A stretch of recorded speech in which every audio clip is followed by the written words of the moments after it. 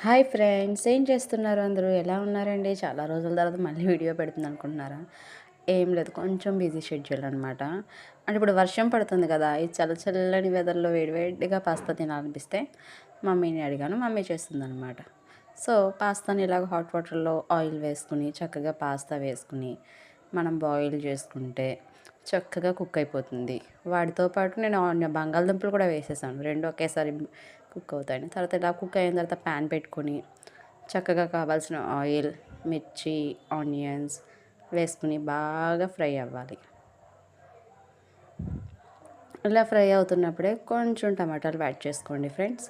టమాటాల తర్వాత పసుపు, ఉప్పు, కారం అన్నీ వేసుకుని తర్వాత onion paste, ginger garlic paste ఇవన్నీ వేసుకుని వేగిన తర్వాత చక్కగా చింతపండు రసం వేసుకున్నాను. తర్వాత ఇలాగ మొత్తం పాస్తా అంతా మిక్స్ అయ్యే వరకు కలుపుకొని చక్కగా దీన్ని సర్వ్ చేసుకుని తింటే ప్లేట్లో యమ్మీ యమ్మీ పాస్తా రెడీ. నచ్చితే లైక్ అండ్ సబ్స్క్రైబ్.